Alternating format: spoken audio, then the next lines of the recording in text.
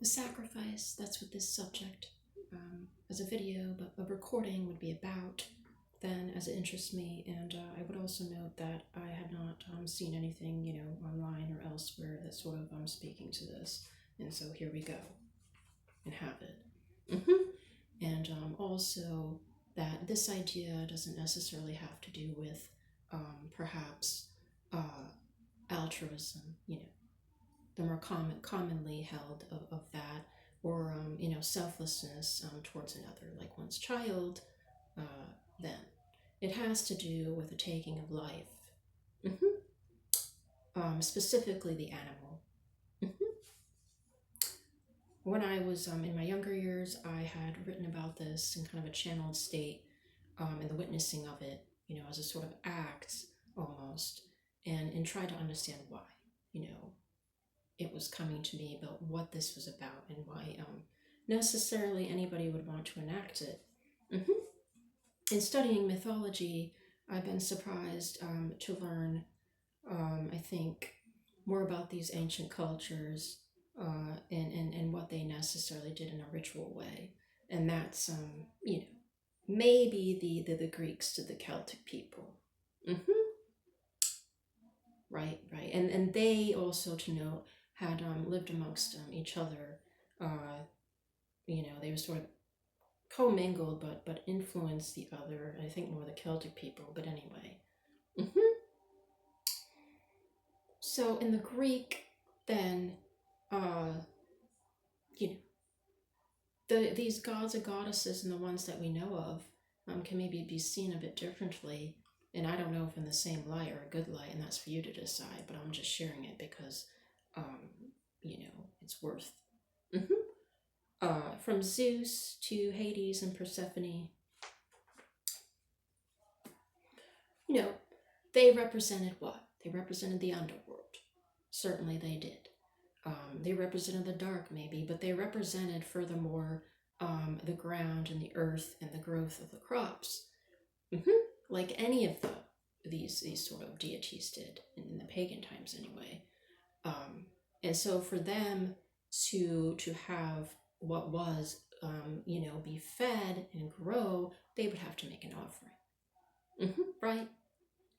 That offering was, this life form, this being, the animal. And, their ritual, I think, was divided into two sort of categories, if you wish to call it that, but groups. There was the Orionic, and then there was the Chthonic. The Orionic was reaching the sky for the light, and would pay homage to Zeus, who was the god of what? Sky, thunder, lightning, law and order, this sort of a thing. That animal that would be taken out was typically light or white then.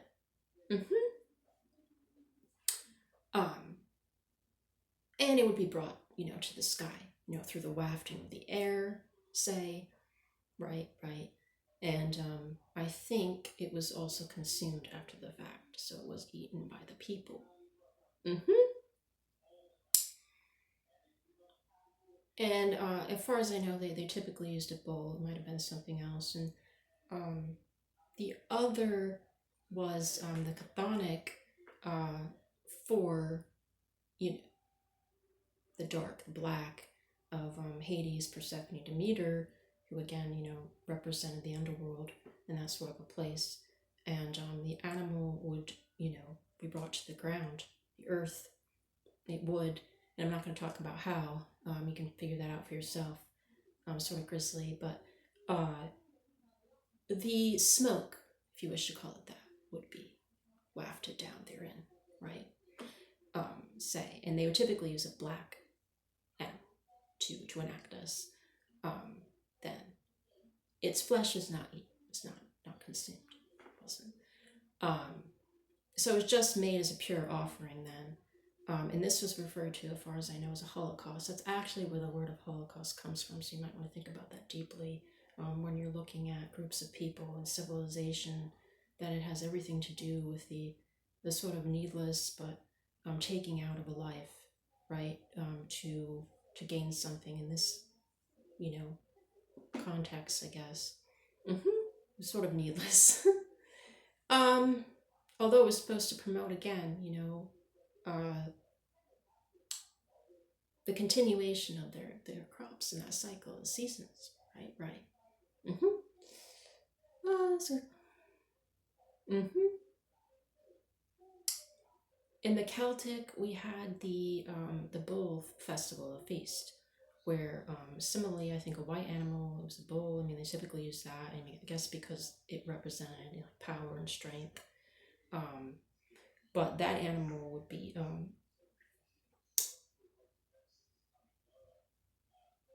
taken out, its blood drank, its flesh eaten to prophesize, but to make a prediction about who the next king would be. They would also, I think, place the body parts of the animals in different places so that they could, mark territory, as far as I know, mark a kind of location. Somewhere it was sad that, this had to happen throughout time, right? I mean, absolutely, it was. And I don't want to say that they were ignorant people, but maybe they just weren't evolved. They just weren't evolved enough to understand what they were doing, say, and to kind of see the cause and effect here, their actions, but to understand what the nature of life was. You have to know who God. You have to have an understanding of who God is, and I think that can only come through experiencing what is, from the grass to the trees, the flowers to what sky, what's above.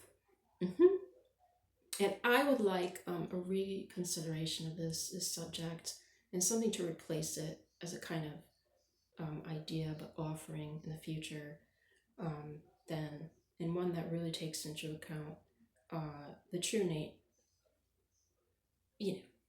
the origins of it all, but the reinforcing of that, I think, idea of life and living. Because you cannot receive life from giving death. You just can't. It's not humanly possible. It's not possible in any sense of capacity.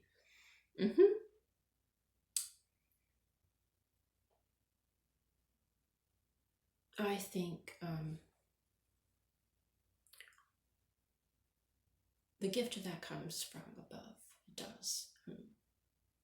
The life nourishing rains that pour, and that maintain what's here and preserve it. And they do through even, the cold, say, the extremities of the cold, the air that's, moves through. Nothing can exist without that,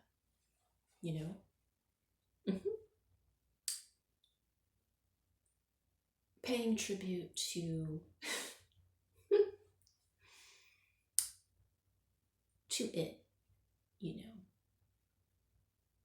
And you can name it whatever you want, but that's paying tribute to something that's real, that allows what's here to grow, to flourish, right? To think that blood, that giving of blood, that shedding of it is dirty, it's contaminated, not there, not coming down from where it does rain, right? And not dispersing as it does amongst everything.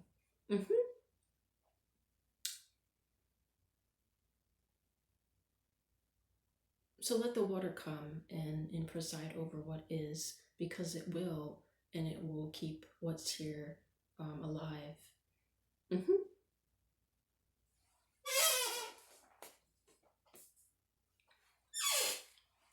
I thought, sure, you can put a little cistern out, a bowl, to a tree, whatever it is, however you want to honor it, of this substance, sure.